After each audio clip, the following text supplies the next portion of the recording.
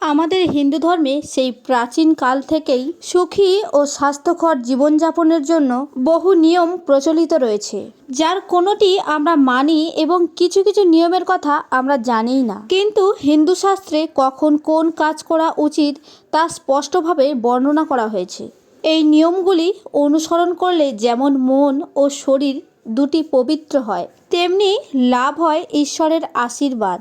আজকের এই ভিডিওতে আমরা আলোচনা করব এমন কয়েকটি কাজ বা নিয়ম যা মহিলাদের কখনো স্নান করার আগে করা উচিত নয়। হিন্দু শাস্ত্রে বলা হয়, মহিলারা স্নান না সেরে যদি এই কাজগুলি করে তাহলে তার নিজের ও তার পরিবারের ওপর ক্ষতির সম্ভাবনা থাকে। হিন্দু ধর্মে মেয়েদেরকে মা লক্ষ্মীর রূপ বলে মনে করা হয়, তাই তাদের অনেক কাজের উপর নির্ভর করে সেই বাড়ির সুখ ও শান্তি। তাই চলুন দেরি না করে জেনে নিই সেই নিয়ম ও কাজগুলি কি কি।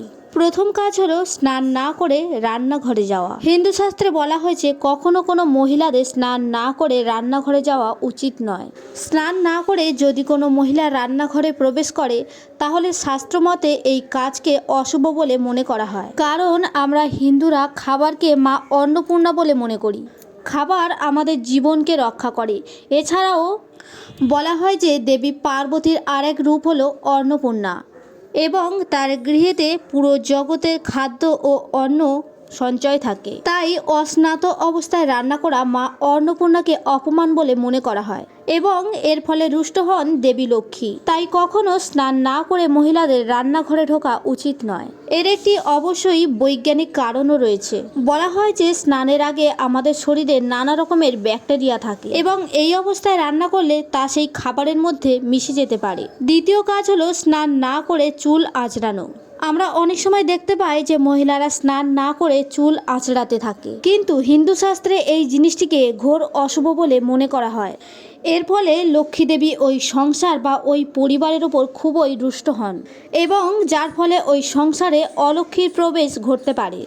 ফলে ওই সংসারে দুঃখ কষ্ট ও দারিদ্র মাথা তুলেই দাঁড়াবে। তাই রোজ সকালে উঠে স্নান করে তারপরে নিজের মাথা আঁচড়ানো উচিত। এই নিয়মটি সকল হিন্দু ধর্মাবলম্বী নারীদের মেনে চলা উচিত। তৃতীয় কাজ হলো স্নান না করে তুলসী গাছে জল দেয়া। হিন্দু ধর্ম মতে তুলসী গাছকে অত্যন্ত শুভ ও পবিত্রতার প্রতীক বলে মনে করা হয় এবং পুরাণ শাস্ত্রে দেবী তুলসী গাছকে ভগবান বিষ্ণুর পত্নী রূপেও স্বীকৃতি দেওয়া হয়েছে। তাই গৃহকর্ত্রীদের প্রত্যেক দিন উচিত তুলসী গাছে জল দেয়া। শাস্ত্রমতে কখনো স্নান না করে তুলসী গাছে জল দিতে যাবেন না, তাহলে হতে পারে ঘোর অমঙ্গল।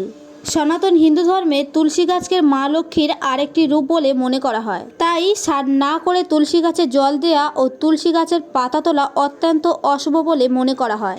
এর ফলে দেবী লক্ষ্মী রুষ্ট হন এবং সে ওই বাড়ি থেকে বিদায় নেন। তাই এই ভুলগুলো কখনোই করা উচিত নয় যদি আপনি সর্বদা আপনার পরিবারে মা লক্ষ্মীর কৃপা পেতে চান।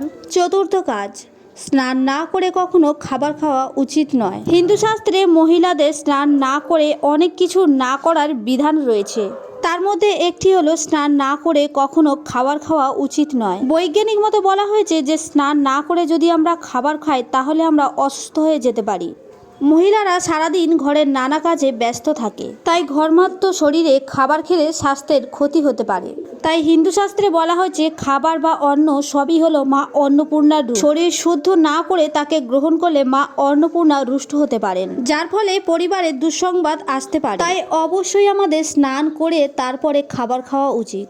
পঞ্চম কাজ হলো স্নান না করে টাকা স্পর্শ করা। আমাদের দৈনন্দিন জীবনে বিভিন্ন কাজের জন্য সকাল থেকে আমাদের টাকা হাতে নিতে হয়। কাউকে টাকা দিতে হলে বা টাকা গুনতে হলে টাকাকে স্পর্শ করতে হয়, কিন্তু হিন্দু শাস্ত্রে বলা হয়েছে স্নান না করে কখনো মহিলাদের টাকা স্পর্শ করতে নেই।